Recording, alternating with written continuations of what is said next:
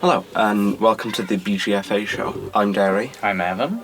And we're talking to Kevin Phillips, the director of Stationary Bike. I have a few questions about the directing process. Okay, fire away, sir. So, how was the process of directing a film in general? Okay. Was it difficult or...? It can go from project to project with difficulty. The first feature I ever directed was a movie called The Bench. It was a supernatural thriller. We made it quite hard for ourselves because we actually filmed it in Poland, in Polish.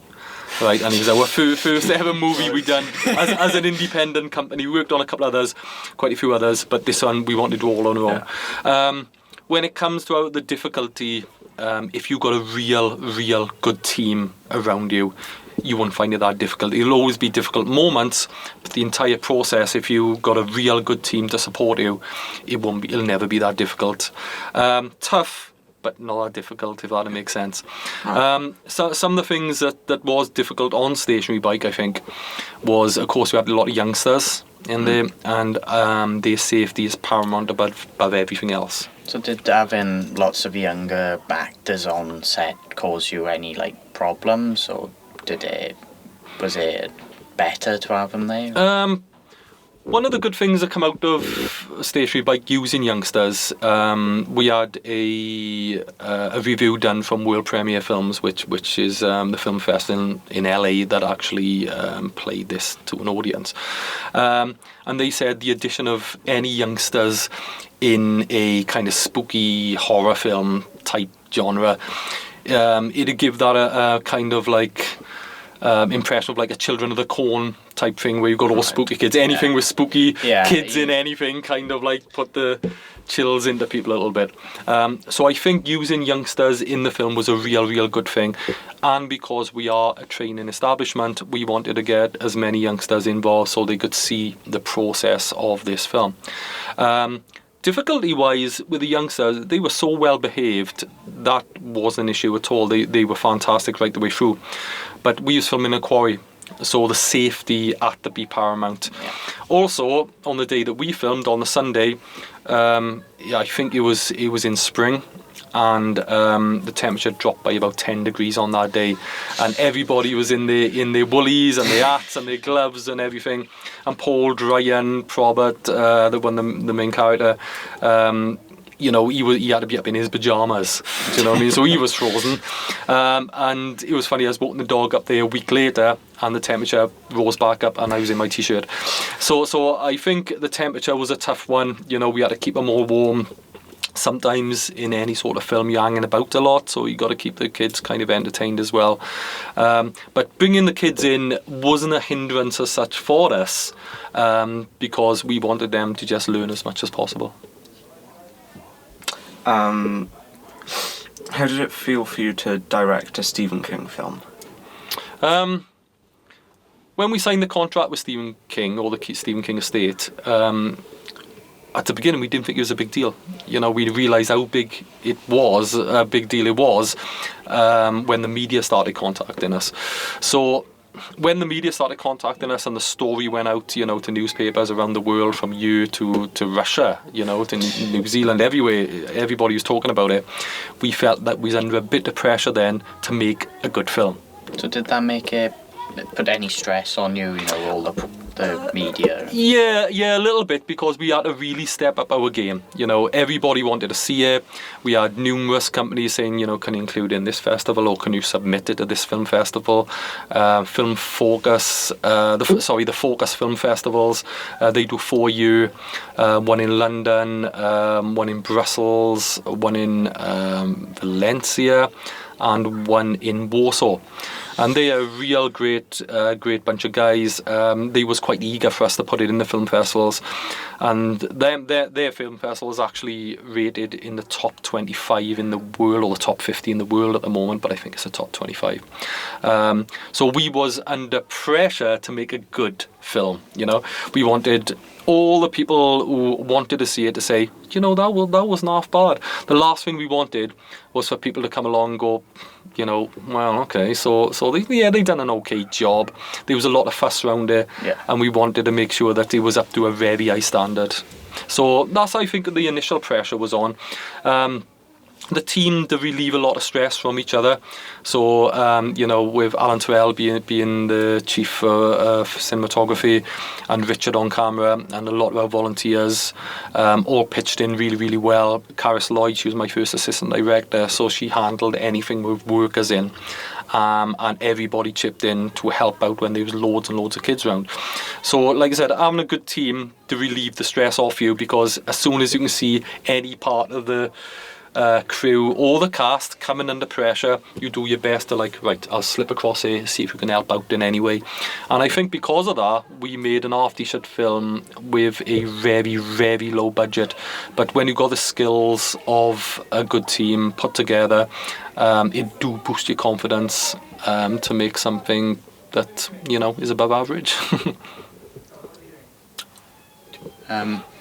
So you're on about your it's a low budget. Mm-hmm. So what did that mean, coming up with ideas for props, and obviously you had to think of what you want in it, how much you want to spend.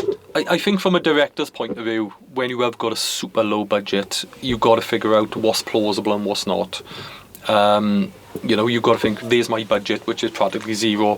What can I get in that budget? So a lot of it, as was filmed at the back of the little theatre in Tredegar. Because the character of Richard is mostly taking place in his basement. And that's one of the reasons why we picked Stationary Bike, is because, we go into this dream world, he's on his bike, we thought, great, we got the locations around Tredegar area, around Merthyr, the quarries, the mountains, make it look spectacular.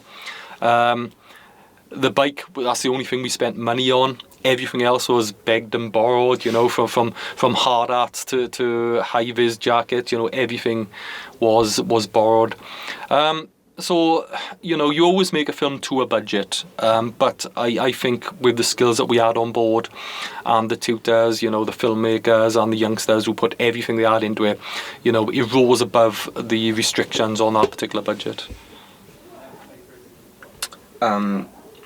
What other problems did you encounter, directing, and how did you overcome them? Okay, so not that many as such. We didn't have the £1 million worth of cameras and equipment, so we had to make do what we had. We had a crane. We've now got a brand new crane, as you guys seen, but the crane we had at the time wasn't fantastic. We always dogged by the weather. On the very last day's filming, it was a grey day. We was hoping for beautiful sunshine to highlight the house where Richard had come out of at the end. So you could see we put special effects in, like a sun and at the end, to really juice it up and make it more colorized, to make it look really fancy. The other problems for me, one of our cast actually come down with a stomach bug.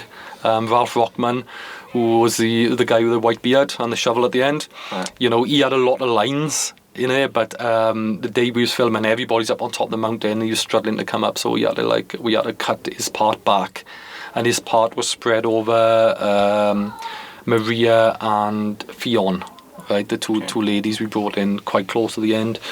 So sometimes you've got to think of that type of thing. If one person had dropped out through illness or anything could happen, what are you going to do? You've got to have a backup plan, because there's nothing worse than getting 30 youngsters up on top of a mountain and then suddenly you can't do anything because, two of the actual co-stars can't make it. Okay, so apart from that, no, I don't think we had that many problems. Location-wise, we had permissions off everybody. The doctor's scenes was done in Bedwellty House, and we had a lot of space down there. Extras, we had an abundance of extras. Cast, we had a good cast, so they were fine. But no problems as such at all, really. We did think, hang on, we're going to have a couple of problems here with heavy trucks going back and forth travel. So what do? We just stick a lipid sign on them in special effects and bring them into the production. That's what sometimes guerrilla filmmaking is all about, is using what's around you to your advantage. So obviously you mentioned like with the weather, that's obviously a big problem in this country. You In don't Wales, usually- isn't it? yeah, you don't get a lot of sun. Did like weather or any conditions cause setbacks for you? You know, did it affect your plan for how long it would take? We had a couple of rainy days, but when you make your plan, your shooting schedule, you've got blocks, what's happening on this day, what's happening on that day, and sometimes just let everybody be aware that, okay, so we're filming, the basement scenes in the little theatre on Wednesday, it's hammering down with rain on Wednesday, which is fine, but if we're outside on Thursday and it's hammering down with rain, could we switch days around? Could we move stuff around? Could we move locations about? So sometimes it's always good when you're setting up any type of filming schedule, keep that in mind, right? Okay, so just because this day is set in stone that we film at the top of travel, if it buckets down with rain, make sure that everybody's aware we could move to that inside. Okay, and that's crucial, especially on low budget films. Always make your plan quite flexible. Stick to it as much as you can because you don't want to mess people about too much. But that's one way of getting around it. Make sure your plan is quite flexible. Even though sometimes on bigger productions it can be very, very difficult. So you might have cancelled days. But make a schedule quite flexible. Were there any problems during filming that you didn't pick up on until you had to fix them in post? Oh, okay. I think like the one I just mentioned when we was filming outside Alfie Evans' grandparents' house, Clive and Susan's house down in Georgetown. The actual weather report said on that particular day it's going to be beautiful sun. It wasn't. It was just a cloudy, grey day. And at the end of the film, we wanted it very uplifting and the colours to be vibrant because, things have got better. You've come out of this madness and he's just getting better. And he's hoping the colours and everything about that scene would represent, a brand new day, so to speak. So it was great, and I wasn't happy with the shots at all. So we sat down, we boosted the saturation in post. Alan and Richard added numerous special effects, everything from a sun in the corner. When you watch it there, you can see the sunlight. We had a very prominent, that covers just a dark grey day. And with that sunlight coming down, we added all lens flares and everything to give it that wonderful, vibrant feel. And I think it worked. We was talking about reshooting it. But we had a lot of youngsters on set that day, and we was pretty much on not a busy road, but we was on a side of the road, so it was a tough day shooting. So that's the only thing we really had to fix in post that was problematic. I just mentioned about the heavy vehicles that was going up and down travel. Alan actually put the lipid signs on in post, and I think that's some of the best special effects I've seen that we've done here because it's unnoticeable. Yeah. You know what I mean? Nothing worse than watching a film go, special effect. I think great special effects is when they're non-noticeable and you think, all right, oh yeah, of course, yeah, that is a special effect, but it doesn't stand out as a special effect. And if you look very closely, you can actually see the lipid signs on the trucks, but of course they wasn't there at the beginning. Yeah. And that's something we had to fix in post. So it's them two scenes in particular. When we was filming up at Top of Travel, especially the last scene where the character Richard is actually confronted by all the lipid workers, it was a real windy day. We shot it over the space of 2 days, but what we actually done as well is brought the entire cast round the corner and they sat down the circle and they actually read it out again with their mics a lot closer because it was just too windy. But we had to sacrifice a little bit of sound quality for the location because the location is beautiful at the climactic end. So I think that's the only things we really had to fix in post. The only other little problem there was in the early scenes at the doctor's office down at Welty House, the office we used was right next to an air conditioner. Through the earphones it didn't sound that bad, but when we actually played it back you could quite notice this aircon. I think it was picked up in the review actually that they knew there was an aircon near the room. We had to suppress the audio a little bit, and there was not a lot we could do except voice over the whole thing again. But we just went with it and it wasn't as bad as all that. I was expecting it to be worse, but again we had to tinker with that in post as well. So as a director, how does it feel that your film now is being put up for awards and Winning? Winning? Yeah. none of us are really egocentric here. We don't do it for all the awards, but because this is a funded organisation by like the likes of Children in Need and the iSheriff Fund, when we got the awards, where we officially selected or pick up awards, it says to our funders, these guys are doing a good job. To run a film academy, it is very expensive, and our main objective is to give the best possible learning experience while having a laugh as well, without ever charging anybody. And we think that's very, very important. I always look at sometimes the arts can be almost like class divide sometimes, and that's something that we never wanted to be part of. So yeah, they do make our funders quite proud of us. They can see that their funding is spent well. The second thing is that anybody who's involved in the Stephen King process and the film, it means that as soon as we get an award, we can legally download the law reviews and stuff, then go straight to their CVs. So we got a couple of youngsters now who's 15, 16, who worked on it. One of them 17. They're going to bring their CVs in, and you can say awards and stuff like that on your CV, and we can actually have pictures of the awards that they picked up. At the present, we picked up 4 awards from LA. One for Best Song, another for Best Screenplay, Best Acting, and Best Comedy. Yeah. Maybe because of the comedy timing, I guess. It was never intended to be a comedy, but that's fine.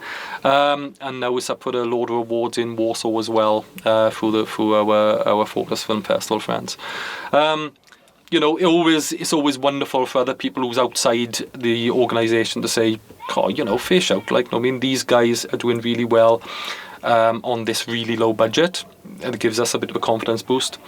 But that's the main 3 things I think. It's good for the academy because people can see, wow, they are doing good stuff. It's good for our students or our learners or our volunteers to say, okay, I can put this on my CV. That'll stand up from the 50 other CVs that some employers looking through. And like I said, yeah, it's good for everybody, I think. So, like I said, we don't go out there to grab awards, and we do enjoy going to the events and the ceremonies, and people speaking very positive, put us in a very positive light about what we do. But as long as the students to get some sort of positive experience out of it and learn and pick up stuff, that's what we want to see. So it is fantastic, but on so many different levels. How did some of the younger actors take the direction you were giving them? Like fish to water. Do you know what I mean? Everybody was so well behaved. If we refer into the dream sequence up on Travel, where there's too much too soon and he's doing like a ring of roses type scenario, everybody listened perfectly. We never ever had to say, no, not that way, stop messing about, stop running around or nothing. They were so into it that the direction given to them made our life easy.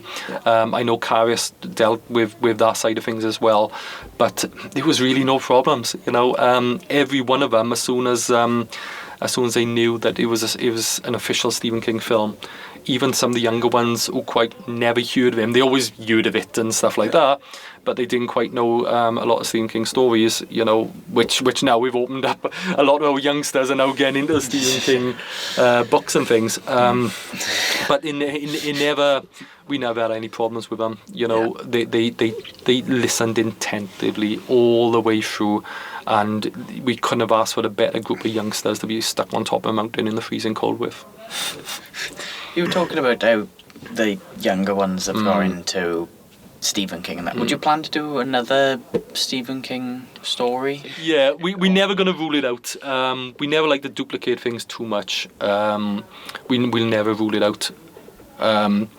When we wrote to Stephen King's office and we spoke to the secretary and the contracts went back and forth, they always said that if you don't get it done in time, don't worry too much, we'll extend the contract.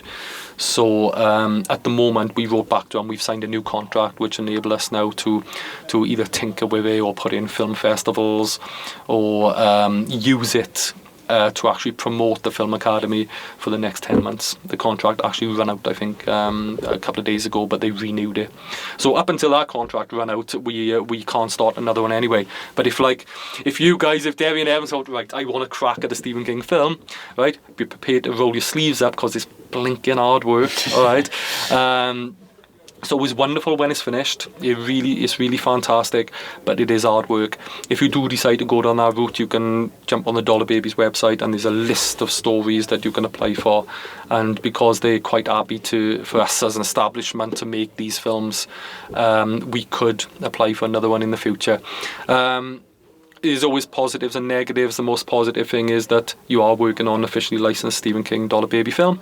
The negatives is you could never sell the film, you could never make money off the film, and you could never put it on the internet or anything like that. I think it's only 2 minutes of the actual film that you can actually show on the internet, and then after the contract runs out, you're not allowed to show it, and all the rights to go back to pretty much out of your hands. And you send the copies off to Stephen King, and maybe you get a bit of feedback, maybe you don't, I'm not sure. But I wouldn't rule it out. If somebody company said, I really, really want to do this, then we say, okay, we give it a whirl. I think that's all we've got. Brilliant. That's all it on the directors. Thank you. Oh, thank you, F. Thank you, Dare. And I'm sure there's lots to talk about the editing and special effects and all that in the future. Right, thank you, gents. Thank you. Thank you.